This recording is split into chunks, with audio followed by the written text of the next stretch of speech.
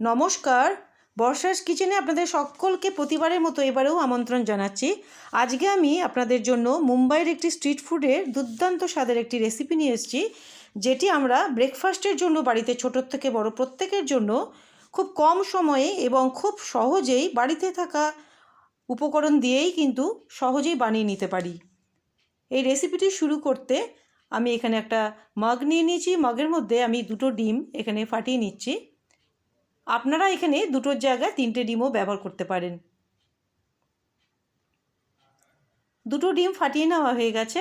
আমি এখানে দিয়ে দিচ্ছি স্বাদ অনুযায়ী লবণ এবং হাফ চামচের মতন শুকনো লঙ্কার গুঁড়ো।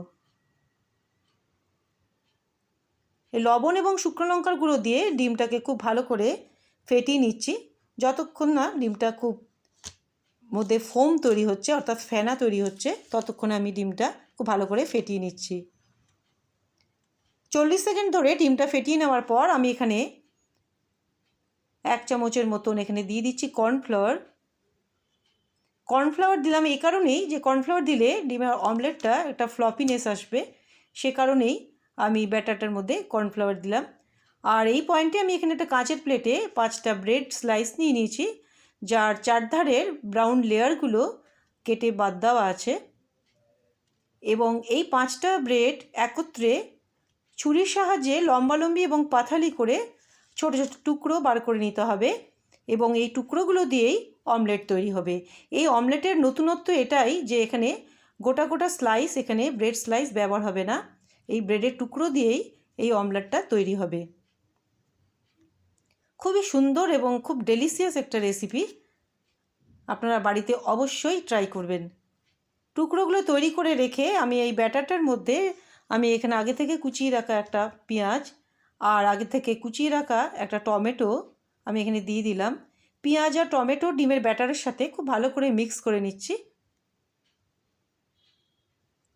খুব ভালো করে মিক্স করে নেওয়ার পর গ্যাস অন করে আমি একটা বড় ফ্রাইং প্যান এখানে বসিয়ে নিয়েছি। ফ্লেম এখন লো টু মিডিয়ামে আছে। আর এখানে 1.5 চামচের মতন আমি বাটার দিয়ে দিচ্ছি। বাটারটা যাতে সম্পূর্ণ গলে যেতে পারে তাই আমি ব্রাশের সাহায্যে পুরো প্যান জুড়ে আমি এখানে ছড়িয়ে দিচ্ছি। বাটার পুরো প্যান জুড়ে কভার করে দেওয়া হয়েছে। এবারে এখানে ডিমের যে ব্যাটারটা, সেই ব্যাটারের সম্পূর্ণটা আমি এখানে ঢেলে দিলাম। স্প্যাচুলা দিয়ে আমি একটু ছড়িয়ে দেওয়ার চেষ্টা করছি। ডিমের ব্যাটারটা যাতে প্যানে চারিদিকে ছড়িয়ে যেতে পারে সেই জন্য আমি একটু এদিক ওদিক করে ঘুরিয়ে দিলাম। সম্পূর্ণ প্যানে ডিমের ব্যাটার এখন একেবারেই ছড়িয়ে গেছে, এবং আগে থেকে টুকরো করে রাখা যে পাউরুটিগুলো, সেই পাউরুটির টুকরোগুলো আমি এখানে দিয়ে দিচ্ছি, যাতে সমানভাবে ডিমের ব্যাটারের ওপরে ছড়িয়ে যেতে পারে সেইভাবে রাখতে হবে। সমস্ত টুকরোগুলো এখানে দেওয়ার পর স্প্যাচুলা দিয়ে একটু প্রেস করে দিচ্ছি যাতে ডিমের ব্যাটারের মধ্যে আটকে থাকতে পারে। আর এর উপরে আমি 1 চামচ একটু বাটার এখানে ছড়িয়ে দিলাম। আপনারা বাটারের জায়গায় এখানে 1 চামচ রিফাইন্ড অয়েলও এখানে দিয়ে দিতে পারেন। আর এখানে আমি হাফ চামচের মতন শুকনো লঙ্কার গুঁড়ো এবং 1 চামচের মতন চাট মশলা এখানে আমি দিয়ে দিলাম। স্প্যাচুলা দিয়ে আমি আবারও হালকা করে প্রেস করে দিচ্ছি টুকরোগুলোর ওপরে। আর এখানে আমি দিয়ে দিচ্ছি ক্যাপসিকাম কুচি, খুব ছোট ছোট করে কুচিয়ে রাখা ক্যাপসিকাম এখানে 3 টেবিল চামচের মতন দিয়েছি। আপনারা এক্ষেত্রে এই জায়গায় আপনারা রেড বেল পেপার বা ইয়েলো বেল পেপারও এখানে ব্যবহার করতে পারেন। আর আগে থেকে কেটে রাখা 1.5 চামচের মতন খুব পাতলা পাতলা স্লাইস করে নেওয়া গাজর এখানে আমি ছড়িয়ে দিচ্ছি।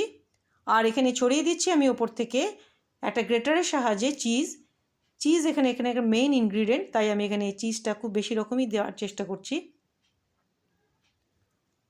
আর এখানে দিয়ে দিচ্ছি 1 চামচের মতন গোলমরিচের গুঁড়ো, সেটাও আমি ডিমের ব্যাটারের ওপরে চারিদিকে ছড়িয়ে দিলাম।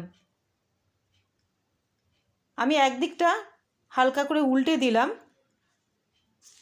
অমলেটটা একেবারেই তৈরি হয়ে গেছে, এবং খালি প্যানের যে খালি অংশটা সেখানে আমি একটুখানি বাটার স্প্রেড করে আমি আবারও অমলেটটাকে উল্টে দিলাম। এই পয়েন্টে আমি এখন গ্যাস অফ করে দিয়েছি।